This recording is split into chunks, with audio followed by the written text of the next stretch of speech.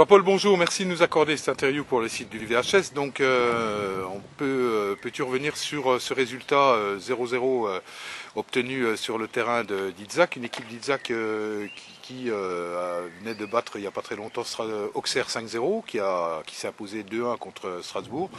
Un match où plutôt, on va dire, les Vesouviens ont été quand même, il faut le reconnaître, largement dominés et puis obtiennent un 0-0, on va dire, heureux sur la physionomie de la rencontre.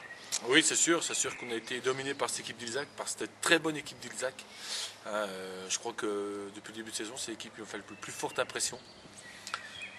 Et heureusement qu'ils ont raté un petit peu leur début de championnat, parce que je pense que ce sera un adversaire redoutable, comme on l'avait prédit au début. Malheureusement pour eux, ils ont raté le premier mois, ce qui leur a été fatal. Mais nous, on est contents d'avoir pris ce point à l'extérieur.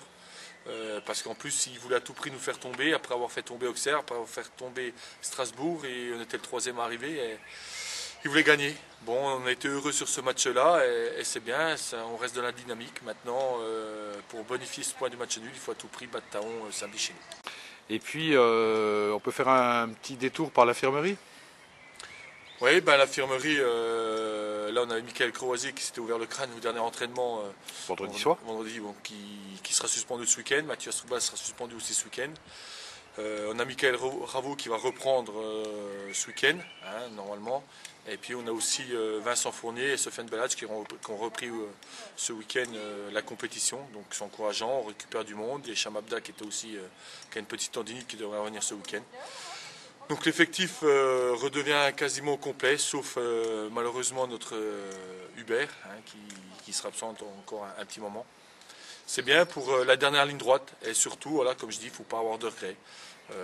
J'ai fait le bilan à l'heure actuelle avec le même nombre de points, avec 67 points, on aurait 8 points d'avance sur le prétendant l'année dernière. À cette même époque, l'équipe qui est montée avait 59 points, et nous on a 67 aujourd'hui. On fait une bonne saison.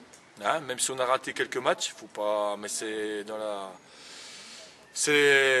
normal, dans une saison on ne peut pas être au top tout le temps, on fait une bonne saison, malheureusement on a un adversaire qui s'appelle Strasbourg qui est au top et puis Pontarlier qui lâche rien, mais on s'aperçoit que des équipes comme Ilzac, comme Saint-Louis, comme Schittigheim, ils ont un budget aussi grand que le nôtre, ils sont derrière pour l'instant. Donc c'est que pour l'instant on fait le nécessaire, mais il reste 7 matchs. 7 matchs et surtout pas avoir de regrets à la fin.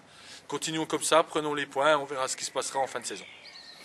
Bien Jean-Paul, prenons acte et puis bonne préparation contre cette équipe de Taon. On le rappelle, on s'était imposé 15-0 là-bas, donc ce sera loin d'être évident, je pense, à Rennes-Ologne. Et puis bonne semaine et puis à très bientôt. Oui, ça sera loin d'être évident, surtout que cette équipe de Taon reste sur une bonne dynamique aussi. Ils viennent de battre Saint-Louis à domicile. Ils avaient été accrochés Strasbourg il y a 3 semaines à Strasbourg. C'est les équipes qui veulent prendre des points pour se maintenir, ils en ont besoin, donc on sait à quoi s'en tenir. Maintenant, à nous de bien préparer ce match-là et de mettre tout pour gagner ce match. Voilà. Merci Bonne semaine à tous.